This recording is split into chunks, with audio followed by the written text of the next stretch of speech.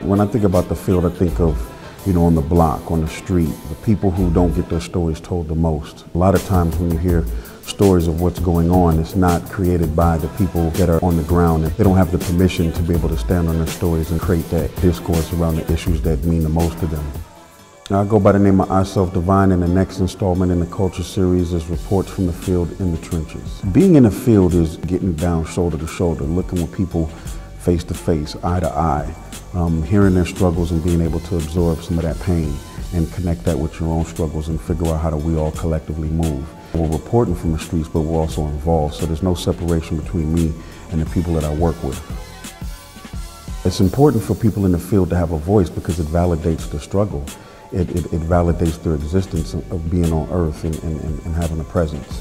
And a lot of times in a lot of places and spaces in popular culture, you don't see from them, or if you do hear from them, it's only sensationalized about what's going wrong and not some of the victories and some of the celebrations and the vast colors that you see. There's a big myth that people don't have power.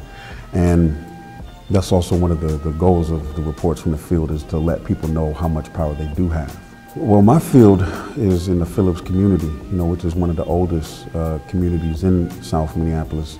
It's also the home of the American Indian movement, so there's a lot of struggle, there's a lot of resistance. There's also a large population of Native Americans outside of a reservation in this neighborhood. This neighborhood's like the Native American Harlem. Phillips has the highest population of immigrants within the city concentration between Phillips and Whittier.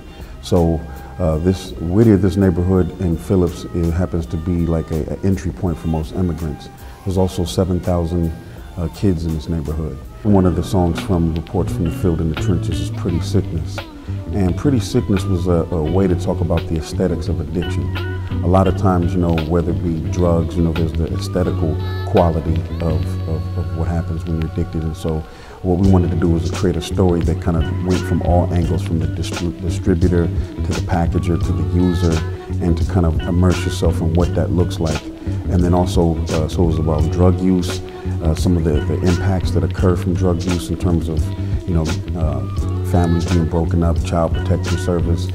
Another one of the songs, Nation Time, is kind of like one of those songs to where it's about showing your power to yourself, so showing how many people do feel the same. A lot of times what happens in the field is there's a lot of isolation to where you feel like you're the only one feeling and dealing with these issues, So Nation Time is talking about just the struggle of awakening yourself and that awareness that occurs, So it's like you feel viscerally all of the issues, but in terms of the language to articulate it and to have the vision, a lot of times is what's missing. So Nation is basically saying, this is the nation, this is who we are, it's time to rise up. We recognize what the struggles are, but let's not allow these struggles to be obstacles and things that are going to prevent us from doing what we have to do.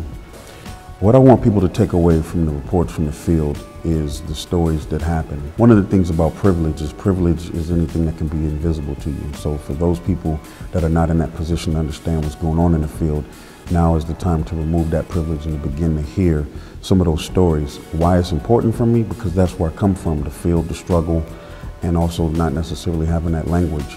So I would like people to also understand the origin of where hip hop comes from, because the hip hop was created in the field during a time of, just economic, spiritual bankruptcy, and it was the tool of the have-nots, to attain the haves, using anything necessary.